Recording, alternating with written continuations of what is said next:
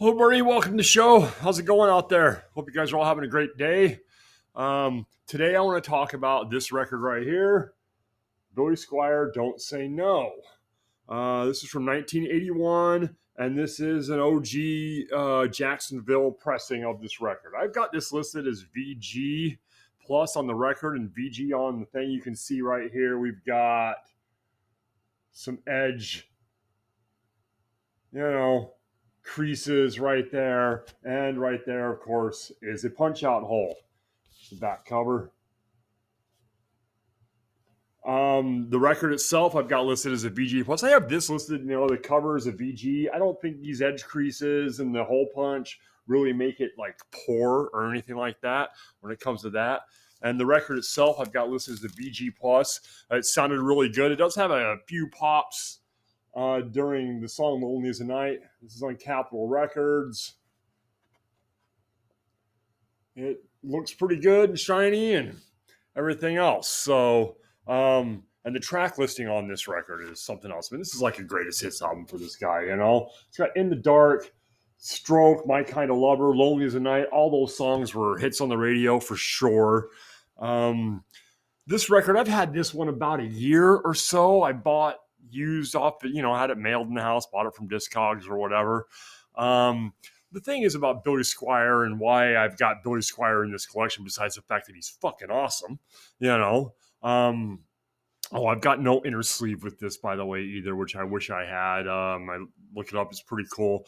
Billy Squier to me was one of those things that happened a long time ago. I was a kid. This album came out in 1981, so I would have been like 12 years old. And that year for Christmas, my parents bought me a boombox. Back in the 80s, I had this big silver boombox. It was like this big, double cassette player, AM FM radio. It took like 8 D cell batteries, and you carry it around with you. It was the 80s. So, and one of the tapes they bought me that year for Christmas was this record right here. Of course, it was on cassette at the time. My parents, knowing not much about modern rock music at the time, had just asked the guy at the record store, "Hey, what's popular right now?" And he's like, "This guy Billy Squier is getting pretty popular." The video for "The Stroke" was on MTV, which we didn't have MTV where we live, but I think I had seen that video beforehand, if I remember correctly. The thing is about Billy Squier, when I was that age, he was so cool. The video for "The Stroke," he's up there on stage, he's got that great voice. "Now, everybody, have you heard? If you're in the game," and then "Stroke's the word," and it's got that dun-dun-dun-dun-dun, that hard sound that goes with it and everything. So it really struck me as a preteen about how cool Billy Squier was. So, once I started collecting records and I had that find and I was buying and selling from the collection, everything, I decided I would get me some Billy Squier music, especially this album right here, because of all these killer tracks that are on there. And Billy Squier's always been special to me, I mean, he looked cool. He had a great voice. It's got great guitar work. I really, really like this album, And Billy Squier, he was MTV popular. There were videos and everything else. Of course, then the video in '84 came out for "Rock Me Tonight," and they say it ruined his career. And I love that album also, which I have over there in this collection also. There is one song on this record that's called "Nobody Knows." It is the second to last song on side 2. No, third to last song on side 2. It seems kind of out of place for the rest of the record. Overall, this is a very good rock and roll record, a very good hard rock album. And like I said, for Billy Squier, for me, it was that era, that thing, of how cool he was and how cool the sound was. It was the early 80s and it sounded great. And it wasn't, it didn't sound like Styx or Journey or the other early 80s, late 70s stuff that had come out. So, he was a little different, a little edgier, I guess you'd say. And he was cool looking, long-ish curly hair, and he was a great guitar player. Of course, at the time when I'm 12 years old, I didn't understand how great of a guitar player he actually was, because he just sounded great. And maybe he's not one of the greatest guitar players of all time, but he's a pretty damn good songwriter, if anything else, Like I said, and I was a preteen, at that time when this came out, and very impressionable when it came to rock and roll. I was just this is before I had really discovered, rock and roll. I've told the story on this show before about my friend who introduced me to Kiss. And that happened probably about 6 months after this Billy Squier thing happened, and I got my boombox and all of that. So I hadn't really gone all in on it yet, And I was listening to the Billy Squier album my parents had bought me, and I want to say there was a couple more cassettes in there, but I don't remember what they were. They don't really have the effect on me that Don't Say No did. So part of my beginning of love of rock and roll is this record. Is one of the first ones I ever owned. Of course, it wasn't a record back then. It was on cassette. But it was probably one of the first ones I ever owned that was, like I said, a gift from my parents along with that boombox. So, Billy Squier is, for me, the beginning of my love of rock and roll. And this Jacksonville pressing from 81 sounds amazing. I don't know what they were doing back in the 80s. Making records, but they sound amazing. And I've noticed that recently, listening to just like some repops compared to some OGs and how the sound is different.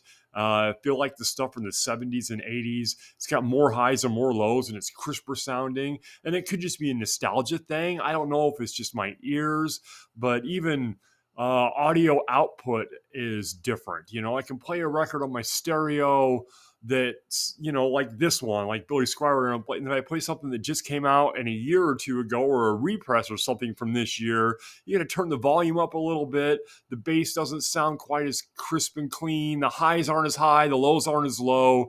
I don't know what they were doing, but they sure knew how to make records back in the 80s. This album still sounds great. 81, that's 42 years ago, 43 years ago now. Welcome to 2024. But I think it's awesome, and I love this record. And I love everything else by Billy Squier I've ever got a handle on. And I know he was in another band before he went solo, whose name escapes me right now. I know, Bad Show Prep, right? I should know better. But I feel like, he was a great songwriter and had great music. And this album, to me, this album I can play all the time. It still holds up to this day. Billy Squier is also fairly well off, from what I understand. He's the number one sampled person in hip hop, from what I kind of got. And he makes a whole bunch of money because they use the stroke and different things on hip hop records that sell millions of copies, and he gets his cut. So he's doing just fine, even though he did disappear basically in 1984, 85 after the video for Rock You Tonight comes out. In that video, I get it. He was kind of goofy looking. He had the short shorts on. The way he was dancing around didn't seem very rock and roll, but it was the 80s. And at the time when I saw that video, it never struck me as like, oh, it's over. Billy Squier isn't cool anymore. He just kind of went away, and it was, in 84, by then we had all the other heavy metal stuff coming out. Me as a teenager was into, Motley Crue and Twisted Sister and Rat and Poison and all that stuff, and thrash music was coming out and everything else. So Billy Squier would have probably just went the way of Styx and Journey and those early 80s bands anyway. But, a lot of people, even he, in interviews, blames that video for kind of ruining his career. And I never got it at the time. Like I said, I never saw it and said, oh, God, it's over. That's it. Billy Squier's totally screwed now because he made this stupid video. So, but anyway, so this album, I give this album 4 stars altogether. If you don't have a copy of this and you like this late 70s, early 80s sound, hard rock music, this is hard rock. It's not metal. It's got a little more edge than some of the other 80s rock bands, early 80s or late 70s rock bands. It's, but if I think about the other bands from that time that I like Loverboy and stuff like that, it's really not that much different. He's not far off from Styx or Journey, and not as melodic as Journey, obviously, but yeah, just as hard as Loverboy or whatever. So I'd say they're hard rock bands. And like I said, Billy Squier's a pretty damn good guitarist and a great songwriter. These songs are great. It's got the stroke on it, and it's got My Kind of Lover and, In the Dark and Lonely as a Night. Those 4 songs were all, top 20 hits probably. Didn't look that up because, bad show prepper. So yeah, you can get this record on Discogs for about $15 in this shape and condition, VG plus VG, it's $15. It's worth the $15. You run across it at the record store, or you see it there, and you're just looking to buy something that might be a little different that you don't have. You can't go wrong with Billy Squier's Don't Say No. Like I said, the only thing I'm missing on this is the inner sleeve, which I wish I had. I'm putting pictures right here so you can see that. You may have already seen that, depending on when I decide to edit that in. Because I like the inner sleeves too. It's all part of the packaging, in my opinion. This hole cut is weird to me because I've had saw cuts before, but I think this is the only record I have that has a hole punch in it. I've had saw cuts. Usually the saw cuts are either down here at the bottom or up here in this corner or something like that. And I got a couple of those like that, but I don't know if I've ever seen one with like a perfectly hole punched all the way through it. And that's all right though, because honestly, it was more about getting the record than about, it's got to look perfect or anything else. I just want to listen to it as long as it sounds good and the cover's not too trashed, A little bit of ring wear, a little bit of edge wear right there. You can see the edge wear. It's a fairly decent sized crease right there. But I'd still say it's VG, honestly. So for $15, I don't feel like I went wrong. I think that's about what I paid for it too. It was about $15. And everything's great on this album, other than the song Nobody Knows, which is it's still a good song. It just seems out of place on the record. It doesn't quite fit the feeling of the record. But overall, this record is a 4-star record. I think the only reason I gave it 4 stars is because Nobody Knows seems so out of place. Not that it's a bad song, it just doesn't fit the flow of the record. And I think that kind of throws it off a little bit. So otherwise, I would have gave this a 5-star rating because of my love for it and being one of the early rock and roll things that I really, really enjoyed. So go ahead, go pick it up. Billy Squier, Don't Say No. Great album all the way through. And look how fucking cool he is, And then on the back, he's got that cool little smirk right there, slightly different, same pose, but that smirk is different than the look you get on here, So 4 stars. Yeah, sorry, 4 stars. Go ahead and pick it up. Billy Squier's Don't Say No. All right, thanks for watching, guys. If you like it, go ahead and like and subscribe. Help me out a little bit. Besides that, everybody have a great week. Have some fun at your local record store or, doing some crate digging or whatever. And I will talk to you guys all later.